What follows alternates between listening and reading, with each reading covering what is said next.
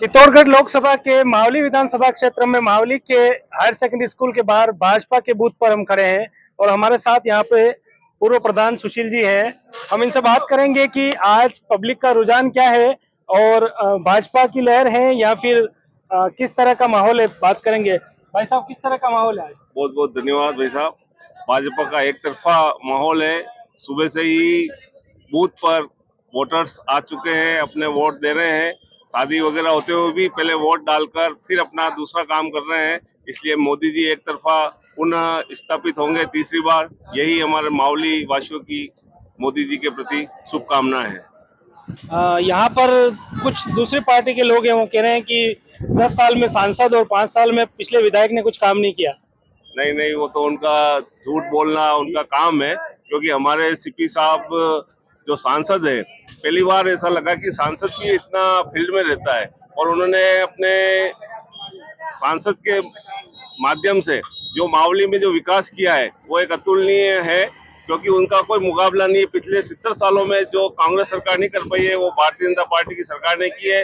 चाहे बागोलिया बांध हो, चाहे रेलवे में हो, चाहे सड़क हो, चाहे शिक्षा में हो, चाहे स्वास्थ्य में हो, सभी क्षेत्र में सीपी साहब का और हमारे सांसद महोदय का काफी विकास का काम रहा है। इसलिए किसी प्रकार का कोई वो नहीं है कि ये तो झूठ बोलना है। आज आप देखो पूरे माहौल में कहीं कांग्रेस नजर ही नहीं आ रही है, कहीं कोई बूथ है नहीं, कुछ है नहीं, केवल एक इनके जुमले हैं जो अब चलने वाले नहीं है। हमारे साथ कुछ और कार्यकर्ता हैं, इनसे बात करेंगे। बताएंगे मावली के कोई क्षेत्रीय मुद्दे जिन पे अभी तक मावली के क्षेत्रीय मुद्दों में मेरे हिसाब से सांसद महोदय ने सारे मुद्दे सोल्व कर दिए हैं क्या, और पूर्व विधायक ने भी सोल्व किए हैं और उसके पूर्व शांतिलाल चपलोते भी मावली के कई मुद्दों को सोल्व किया है।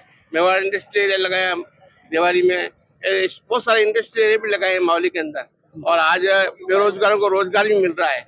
कांग्रेस तो केवल खाली बातें करती है और जुमले पैदा करती है और झूठ बोल करके जोर जोर से चिल्ला के जीतने के ख्वाब देखती है। इसलिए भारतीय जनता पार्टी बहुमत से जीतेगी और अच्छे बहुमतों से जीतेगी। हमारे साथ एक और कार्यकर्ता हैं जो यहाँ के व्यापार मंडल के अध्यक्ष भी हैं और भाजपा के भी अच्छे कार्यकर्ता हैं। इनसे जानेंगे कि मावली क्षेत्र में जो पेयजल की समस्या है, इस पर कुछ। पेयजल की काफी समस्या है मावली में। हम अभी गर्मी के दिनों में हर 7वें दिन पानी पीते थे, लेकिन पिछली बार से हम तीसरे दिन पानी पी रहे हैं। और बागोलिया का जैसे ही काम होगा तो हमें विश्वास है कि हमें दूसरे दिन पीने का पानी मिलेगा। इससे हमारा पलायन रुकेगा बागोलिया से। यहाँ पे खेती होगी, इंडस्ट्री लगेगी, रोजगार मिलेंगे। और ये केवल भाजपा सरकार ही कर पाती, और ये सीपी साहब ने अपनी दृढ़ इच्छा शक्ति से बागोलिया बांध के लिए 190 करोड़ रुपए की स्वीकृति प्रदान करी है। आगे भी बागोलिया की उम्मीद आपको सीपी जोशी से ही? बिल्कुल सीपी जोशी से, और ये मुद्दा ही नहीं रहेगा। इन 5 सालों में ये काम हो जाएगा पूरा। भविष्य में और क्या क्या मावली के लिए आप उम्मीद रखते हैं कि हमारी यही सरकार आती है तो इन चीजों पे हो सकता है? मावली में बाकी तो सारे कार्य हो चुके हैं। कुछ आवश्यकता है जैसे रोडों की है, सुलभ शौचालय की है, तो वो अभी साल भर में सारा हो जाएगा काम। कांग्रेस वाले आरोप लगा रहे हैं कि किसानों के और खास तौर से अफीम वाले मामले में, हालांकि दोनों नेता एक दूसरे पर आरोप लगा रहे हैं, लेकिन सीपी जी ने कुछ खास नहीं किया और उल्टा भ्रष्टाचार किया, इस तरह के आरोप कांग्रेस वाले लगा रहे हैं। ये तो आरोप तो लगाना विपक्ष का काम है, बाकी काम तो किया ही है। जितना लोगों को अफीम के पट्टे दिलवाए, किसानों के लिए काम किया, इतना तो किसी सांसद ने आज दिन तक किया ही नहीं है। क्या लग रहा है मावली विधानसभा से या फिर ओवरऑल लोकसभा से सीपी जोशी कितनी लीड में रह सकते हैं? मावली विधानसभा से पिछली बार भी सबसे ज्यादा मतों से जीते थे और इस बार भी सबसे ज्यादा मतों से जीतेंगे। और लोकसभा में 100% हम बहुत अच्छे रिकॉर्ड मतों से हम जीतेंगे। पिछली सरकार में पिछले विधायक साहब से कुछ नाराजगी है, उसका सीपी जोशी पे कोई असर पड़ेगा? नहीं, कोई नाराजगी नहीं। अच्छा काम किया उन्होंने भी। सरकार नहीं होते हुए भी उन्होंने लोगों के बीच खड़े हुए, उनसे जनता के सारे मुद्दों पे उन्होंने काम किया है। तो ये तत्वों की वजह से कुछ स्वार्थी तत्व हैं, उनका कुछ काम नहीं होंगे, बाकी स्वार्थी तत्व के अलावा कोई नाराजगी। धर्मनारायण जी से उम्मीद रख रहे थे, उनके काम नहीं हुए। हाँ नहीं, जो उम्मीद नहीं रख रहे, जो मतलब स्वार्थी तत्व थे क्या, जिनको पर्सनल स्वार्थ था, उनका काम नहीं हुए। कहने का मतलब ये, बाकी सार्वजनिक काम सब हुए। तो ये थी मावली विधानसभा, जो चित्तौड़ लोकसभा का एक अभिन्न अंग है, जनरल सीट आती है। और यहाँ से पिछली बार धर्मनारायण जी जोशी 5 साल तक विधायक रहे थे, 10 साल से सीपी जोशी ही सांसद है और इस बार जो भाजपा के कार्यकर्ता मान रहे हैं कि उन्होंने काम भी किया है और आगे भी उनसे ही उम्मीद है और किसी से उम्मीद नहीं है और भविष्य में अच्छे काम होंगे और सीपी जोशी यहाँ से ही नहीं बल्कि चित्तौड़गढ़ से भी इनके अनुसार जीत रहे हैं। यहाँ पर एक कांग्रेस के नेता हैं गोखरू जी, इनसे बात करेंगे किस प्रकार का जनता का रुझान है और यहाँ पर किस तरह से वोटिंग होने जा रही है। हमारे मावली विधानसभा में उदयलाल जी आंजना का बहुत भारी वर्चस्व हो रहा है। पिछली बार हम हारे थे लोकसभा में, विधानसभा में हम जीते थे। इस बार भी वही माहौल है, गांव गांव में डाणी डाणी कांग्रेस जीत की ओर अग्रसर है। चित्तौड़ लोकसभा से उदयलाल जी आंजना भारी मतों से विजयी होंगे, इसमें कोई शक नहीं। यहाँ पे अभी 5 साल तो धर्मनारायण जी जोशी रहे थे, 5 साल से सीपी जोशी सांसद रहे हैं, तो फिर यहाँ पे जो माहौल है वो तो भाजपा के पक्ष में जाना चाहिए, फिर उदयलाल जी कैसे जीत रहे हैं। यहाँ पर 10 साल से सांसद रहे सीपी जोशी, 5 साल से नहीं 10 साल से बीजेपी के विधायक हैं, लेकिन फिर भी यहाँ विकास का कोई काम नहीं हुआ। गांव में हम जा रहे हैं लोगों के पास, वो कह रहे हमने सीपी जोशी की शक्ल ही नहीं देखी 10 साल में, और गांव में कोई विकास का कार्य भी नहीं कराया। सब पैसा आता था, लोग किसी में बजट में लगा देते थे, यहाँ कोई गाँव में पैसा दिया नहीं, विकास का कोई कार्य किया नहीं। जनता नाराज है 10 साल में। अभी सीपी साहब चुनाव है इसलिए दौड़ के आ रहे हैं, उनको लग रहा है हम हार रहे हैं इसलिए ज्यादा से ज्यादा दौड़ रहे हैं मावली तहसील में, और बाकी विकास उन्होंने कुछ 10 साल में कराया नहीं। मुद्दा है क्या मावली का? विकास का मुद्दा है मुख्य। 10 साल में वो सांसद रहे, बागुलिया में पानी लाया ही नहीं। धर्मनारायण जोशी 10 साल विधायक रहे, बीजेपी का विधायक रहे दोनों बार, तो भी बागुलिया में पानी लाया नहीं। अब खाली चुनाव आने के बाद वो बागुलिया में पानी की बात कर रहे हैं, जबकि ये चुनावी मुद्दा है। लावे तो स्वागत है, मावली तहसील की जनता लाभान्वित होगी, लेकिन ये आना जाना कुछ है नहीं। तो 5 साल सरकार तो कांग्रेस की थी, वो करवा सकती थी बागुलिया का। उन्होंने हमारे बागुलिया काम कराया, डीपीआर बनवाई गहलोत साहब ने लास्ट में, फिर सरकार चली गई। और सीपी जोशी से रेल का मुद्दा करते हैं, जबकि बड़ी सारी लाइन का उद्घाटन आदरणीय गिरिराज जी व्यास ने किया था, और फिर उन्होंने ब्रॉड गेज बनाई। कॉलेज मावली में कांग्रेस सरकार ने खोला, उद्घाटन इन्होंने किया जी। तो उदयलाल जी किस बेस पे आपको यहाँ प्लस में नजर आ रहे हैं? वो किसान नेता है, किसान पुत्र है, लोगों के सुख दुख में साथी है, हर समय उपलब्ध रहते हैं। लोगों के कोई भी काम में उनका उदाहरण है, पिछले इतने साल से वो सांसद रहे, विधायक रहे, तो किसी भी काम में उन्होंने आनाकानी नहीं की, फोन उठाते हैं। हमारे सांसद साहब तो फोन भी नहीं उठाते, इसलिए तो लगातार ये अफीम के पट्टों और अफीम वाली बातों पे एक दूसरे पे दोनों नेता आरोप लगाते जा रहे हैं। आदरणीय आजना साहब ने जो 50,000 रुपया साल का पैसा लगता था वो माफ कराया जी, जब वो मंत्री थे, और जबकि सीपी साहब ने ये कुछ कराया ही नहीं। तो अफीम के पट्टों में भी आजना साहब ने बहुत मदद की। लोग चित्तौड़ बेल्ट में अफीम का काम ज्यादा है जी, तो उसमें भी आजना साहब ने मदद की और सीपी साहब ने मदद नहीं की। तो इतनी सब समस्याओं के बाद में भी चर्चा होती है कि जनता नरेंद्र मोदी को देख रही है और ऐसे में उदयलाल जी का जितना थोड़ा मुश्किल है, तो इस पर क्या कहेंगे? वो मोदी साहब को नहीं देखती, वो गारंटी के नाम पे लोगों को ठग रहे हैं, राम मंदिर के नाम पे हिंदू मुस्लिम करा रहे हैं, जबकि सभी हिंदू हैं, सभी मंदिर जाते हैं आते हैं। जी। पर मंदिर बना दिया सरकार के पैसे से, कोई खुद के पैसे से बनाया नहीं पार्टी ने। जी। मंदिर बनाना अच्छी बात है, कोई गलत बात नहीं है, हम भी राम मंदिर के पक्ष में हैं, लेकिन इसका मतलब थोड़ी कि आप सनत के नाम पे ही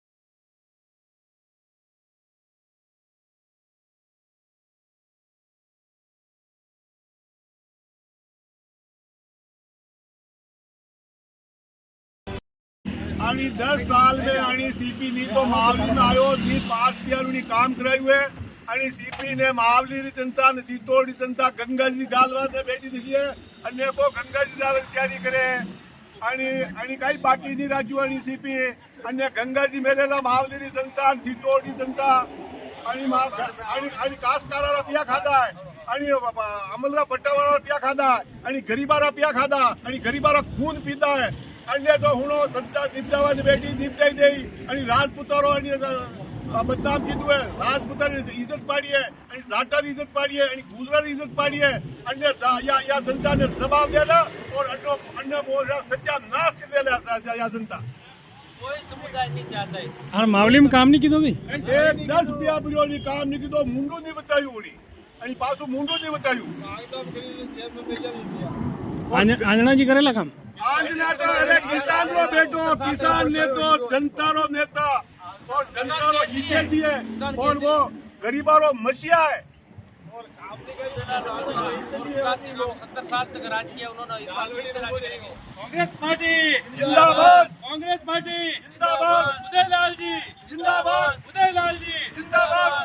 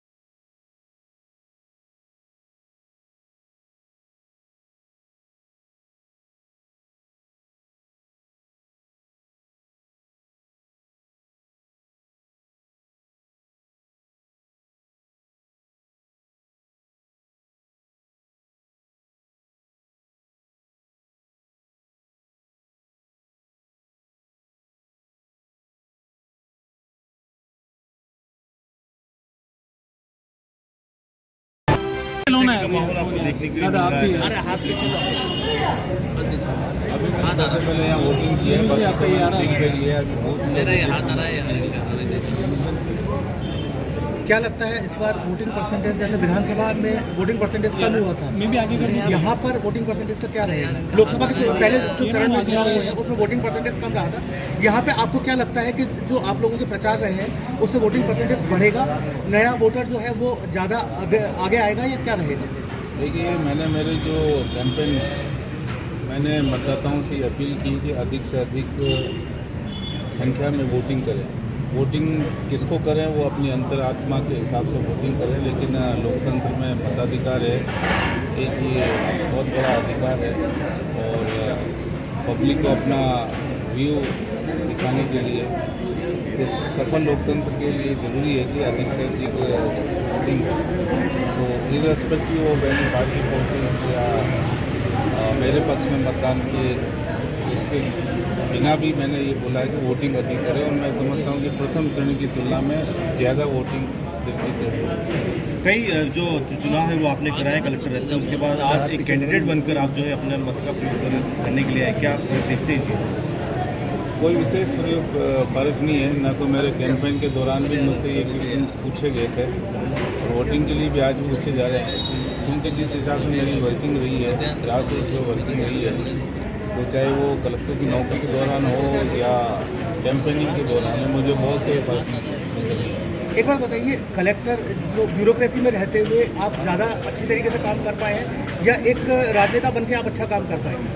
देखिए, कलेक्टर का एक टेन्योर था, वो एक शॉर्ट टेन्योर था 1.5 साल का, क्योंकि किसी भी डिस्ट्रिक्ट को समझने में 2-3 महीने वैसे भी लग जाते हैं और टेन्योर शॉर्ट होता है। लेकिन राजनीति में 5 साल का अगर मौका मिलता है तो मैं समझता हूँ इसमें मैं 25 साल का काम करने की मेरी कैपेसिटी और मैं वो काम करके दिखाऊंगा। प्रधानमंत्री नरेंद्र मोदी बोलते हैं 2047 विकसित भारत, आपको क्या लगता है? देखिए वो तो 4 जून को पता चल जाएगा, क्योंकि इस बार देश में भारतीय जनता पार्टी की सरकार तो बनने वाली नहीं है, इंडिया गठबंधन की सरकार बनने वाली है। पूरे देश का माहौल केंद्र सरकार के विपरीत है, तो वो 2047 तो देख नहीं पाएंगे। भाई साहब क्या माहौल लग रहा है आपकी बार? एक तरफा जी, पूरे मंडल में आप घूम के आए होंगे। पूरे मंडल में जीत के घूम के आए और इस मंडल से 25,000 से बढ़त है। 25,000 से लिख लो आप। चलिए ठीक है, काउंटिंग उसमें अपन बात कर लेंगे। ठीक है। तो 25,000 से बढ़त की बात ये कर रहे हैं, इसमें 44 बूथ है। आप बताओ, ये तो 400 पार कर रहा है। 400 पार वेगा कि नहीं वेगा? समय बताएगा नहीं। अरे भाई साहब 200 पार की भी हैसियत नहीं है, 400 पार की तो भी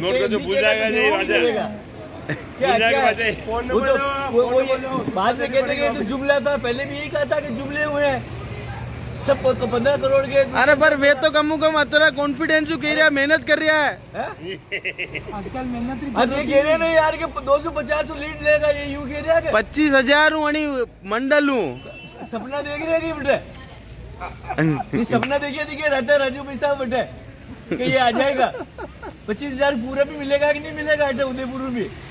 तो नीरज जी क्या माहौल लग रहा है आपकी बार चुनाव का आपको? माहौल तो बहुत अच्छा है और एक तरफा माहौल लग रहा है इस बार तो उदयपुर शहर में। तो जिस हिसाब से यहाँ पब्लिक दिख रही है, यहाँ वोटिंग हुई है भोपालपुरा में, उस हिसाब से तो माहौल काफी अच्छा है। और राम राज्य आएगा। राम राज्य आ रहा है यूँ?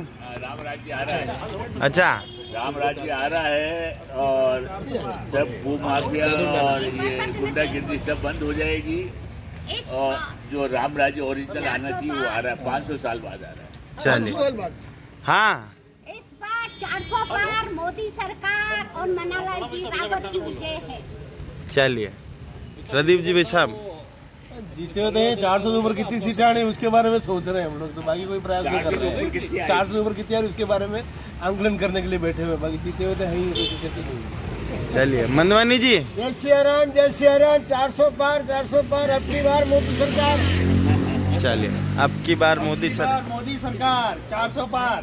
अब की बार मोदी सरकार 400 पार। तू तो मेरी पार्टी में। फुटबॉल साहब जी साहब बोलिए, क्या लग रहा है आपकी बार युवाओं का मन किस ओर है? युवाओं का मन तो हमेशा से पिछले 10 सालों से मोदी जी के साथ ही है और मुझे ऐसा लगता है भविष्य के 25 साल तक आगे भी मोदी जी के साथ ही रहेगा। और इसमें कोई अतिशयोक्ति नहीं है कि अब मुझे लगता है कांग्रेस को 20 साल, जैसे गौरव वल्लभ तो इधर आ ही गए, कांग्रेस के कार्यकर्ता भी धीरे धीरे हमारे साथ आ जाएंगे और एक दिन कांग्रेस का एक भी व्यक्ति बूथ पे क्या चुनाव लड़ने के लिए भी तैयार नहीं होगा।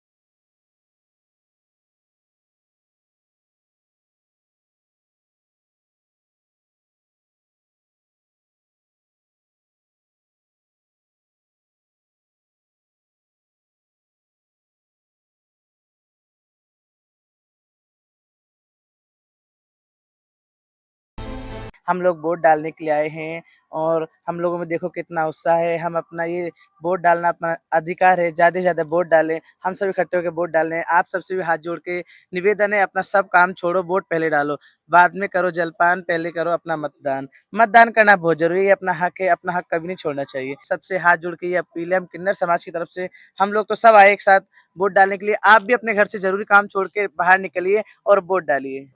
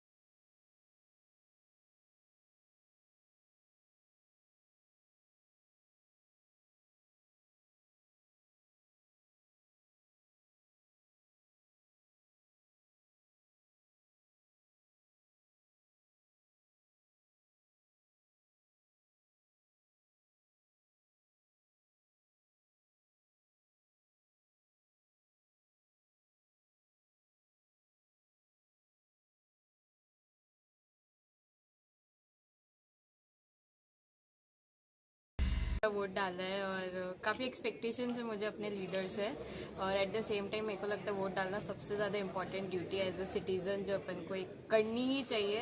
एक ड्यूटी है जो फुलफिल करो as a citizen, at least best रहेगा एकदम, ताकि आप अपना लीडर डिसाइड कर सको, उनके एजेंडा पढ़ो, मोटिव्स पढ़ो, समझो और अच्छे से वोट करो, ताकि अपन अपना लीडर खुद डिसाइड करें। This is what democracy stands for. As a youth सबसे पहले मैं यही कहूँगी कि आओ और वोट करो, क्योंकि as our generation is not very much interested in to it, but democracy को स्ट्रेंथन करना है तो अपना वोट जरूर कास्ट करो। हाँ, तो as a youth like what I think कि सबसे पहले तो आप सभी जाइए, अपना वोट जरूर डालिए, क्योंकि आप वोट डालते हैं तो डेमोक्रेसी मजबूत होती है। अब सोचिए कौन आप किसको आप अपना लीडर चुनना चाहते हैं, कौन अच्छा काम कर सकता है, किसका मैनिफेस्टो अच्छा है, और उस हिसाब से अपना मत चूज़ करिए कि किसको आप वोट डालना चाहते हैं। Make this democracy a powerful democracy. मेरी एक्सपेक्टेशंस तो यही है कि जो मैंने वोट डाला है तो जिनको डाला है वो जीते हैं और वो अच्छा काम करे समाज के लिए। हाँ, अच्छा लगा कि हम सुबह सुबह like we all are very excited to cast our vote, कि हम सुबह सुबह जल्दी आए कि सबसे पहले हम अपना वोट डालें। तो हाँ, it was a very good moment for us. मेरा नाम सुमंत तंवर है। मतदाताओं को प्रणाम करता हूँ, सबसे अपील करता हूँ कि हर आदमी मतदान करे। मतदान अनिवार्य है, क्योंकि आज की तारीख में देश के जो स्थिति है उनके अनुसार सब लोगों को वोट करना चाहिए, और सब लोगों को जिस प्रकार का मोदी जी के प्रति माहौल पूरे देश में है, तो मोदी जी को देखते हुए सभी जगह भारतीय जनता पार्टी को आप वोट दें। और चित्तौड़गढ़ लोकसभा में मेरे बड़े भाई सीपी जोशी जी चुनाव लड़ रहे हैं, उसमें से आप ज़्यादा से ज़्यादा वोट देकर उनको जिताने की आप सब लोगों से विनती है।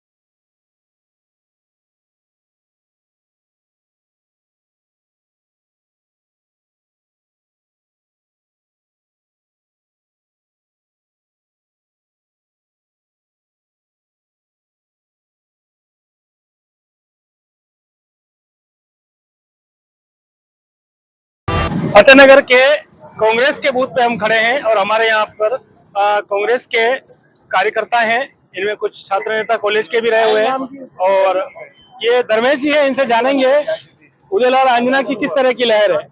उदयलाल जी आंजना की पूरी चित्तौड़ लोकसभा सीट के अंदर बहुत अच्छी लहर है। हम लाखों वोटों से जीतेंगे। इस बार जनता का उत्साह है और मन से वोट दे रहे हैं लोग।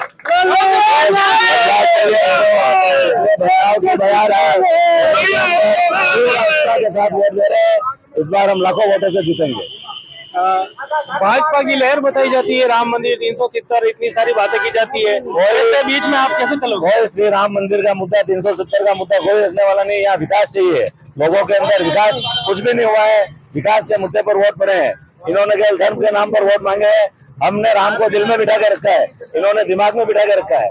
इसलिए राम के नाम की कोई ऐसा कुछ नहीं है। राम हमारे भी है और हम जो लाखों वोटों से उदयलाल जी जीतेंगे। यहाँ सीपी जोशी ने काम नहीं किया पिछले 10 सालों में। जोशी जी ने कुछ भी काम नहीं किया। नगर पालिका सेक्टर के अंदर एक भी रुपया नहीं लगाया। सीपी जोशी जी केवल आते हैं, माला पहनते हैं, छापे पहनते हैं, हाथ हिलाकर चले जाते हैं। रेलवे स्टेशन, अंडरपास वगैरह बातें कर रहे हैं।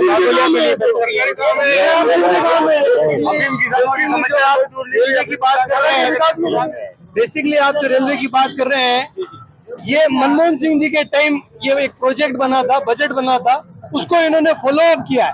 आपके द्वारा नए विकास के कोई यूनिवर्सिटी हो या कॉलेज हो या कोई अस्पताल हो या बड़ी कॉलेज आपके किसने खोला, एक बार आप पता करिए। कांग्रेस सरकार ने खोला हुआ है। उद्घाटन और फीता इन्होंने भजन लाल जी से करा दिया। ट्रेनों की जहाँ तक बात करते हैं, मैडम गिरिजा व्यास की ट्रेन रुक गई है। ट्रेन का जो काम, जब विकास की बात आती है, जिस जमाने में कोई ट्रेनें नहीं चलती है, अंडर छोटी गेज थी, उसमें गिरिजा व्यास की ट्रेनें रुकाई है। आपने कौन सा नया काम किया? आज जो ट्रेनों का जो प्रोविजन आ रहा है, कोई स्टॉपेज नहीं फतेहनगर में। गिरिजा व्यास रुकाई और आंध्रा रुकाई, जो कभी एक है लोकल हाई स्पीड ट्रेन होकर रुकी 13 किलोमीटर के डिस्टेंस में रुकी, उसको काम बोलते हैं। इसके ऊपर कौन सा काम किया है? तो इन्होंने भी करवाया, इन्होंने कुछ भी कराया, इनका कौन सा बड़ा काम है? बीजेपी राज के अंदर लोगों की कमाई तो हो गई कम और खर्चे बढ़ा दिए, महंगे इतने चरम पे पहुंचा दिए। मुझे वंदे भारत चालू की, उसका किराया कितना है? एक आम आदमी उस वंदे भारत ट्रेन का लाभ उठा सकता है क्या? आज वंदे भारत ट्रेन की स्थिति ये है कि खाली ट्रेन पटरियों पे दौड़ रही है, सवारी बैठने के लिए तैयार नहीं है। लोकल मुद्दे की बात कीजिए। लोकल मुद्दे की मैं बात बताता हूँ। जैसा कि आपको पता है, उदयलाल जी किसान केसरी के नाम से इस क्षेत्र में और आसपास के सभी विधानसभाओं और लोकसभा क्षेत्र में राजस्थान में फेमस है। कारण क्या है कि उन्होंने किसानों के लिए आवाज उठाई। आप समझ लीजिए, चाहे वो अफीम का मुद्दा हो, अफीम के पट्टों की बात हो, जो बीजेपी ने सीपीएस स्कीम चलाई, उसका केवल एक ही नाम है, चंद्र प्रकाश सांसद, और उन्होंने अफीम के नाम पे 20-20 हजार रुपए लोगों से लिए, रिश्वत ली। और वो किसान जो वर्ग जिनके अफीमों के पट्टे हैं, वो इतने परेशान हुए। आज एमएसपी की बात करते हैं, ये एमएसपी केवल नाम की रह गई है। इन्होंने एमएसपी पे तुलाई नहीं करी। आप देखिए मंडियों की हालत क्या है। एमएसपी के किसानों को कहते हैं 4 महीने बाद, 2 महीने बाद तुलाई करेंगे। 4 महीने बाद किसान क्या बैठा रहेगा क्या धान लेके? इस चीज का हम जवाब मांगते हैं सरकार से। केंद्र में जो सरकार इसका एक प्रत्यक्ष उदाहरण ये साबित होता है कि सीपी साहब पस्त हैं, घबराए हुए हैं, डरे हुए हैं, इसलिए उनको 6 बार फतेहनगर जैसी छोटी नगर पालिका में 6 बार आना पड़ा। आप इस चीज और बताता हूँ कि कल के दिन की बात बताता हूँ, कल उनको 1 घंटे रुक के यहाँ वापिस मीटिंग करके कार्यकर्ताओं को जगाना पड़ा। ये एक ये एक उदाहरण के तौर पे मैं आपको बता रहा हूँ कि उनकी हालत क्या है। वो प्रदेश अध्यक्ष होते हुए केवल एक लोकसभा में अटके रह गए। ये फतेहनगर था जहाँ से हम क्लोजिंग कर रहे हैं फतेहनगर की। यहाँ पे दोनों पार्टियों का अपना अपना दावा है। जहाँ भारतीय जनता पार्टी सबसे ज्यादा वोटों से जिताने का दावा कर रही है फतेहनगर से, मावली विधानसभा से, वहीं कांग्रेस का मानना है कि यहाँ से उदयलाल आंजना को कम से कम 20,000 वोटों की लीड देंगे।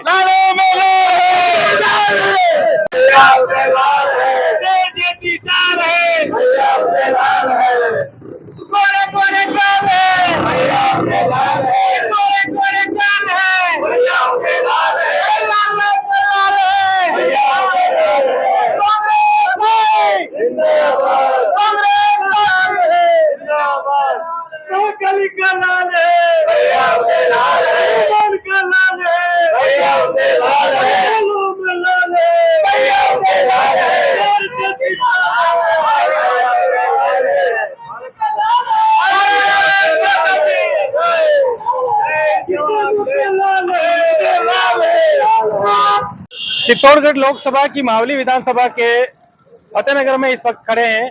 यहाँ पर चुनाव को लेकर काफी जोश दिखाई दे रहा है मतदाताओं में ही और भारतीय जनता पार्टी के कार्यकर्ताओं में भी।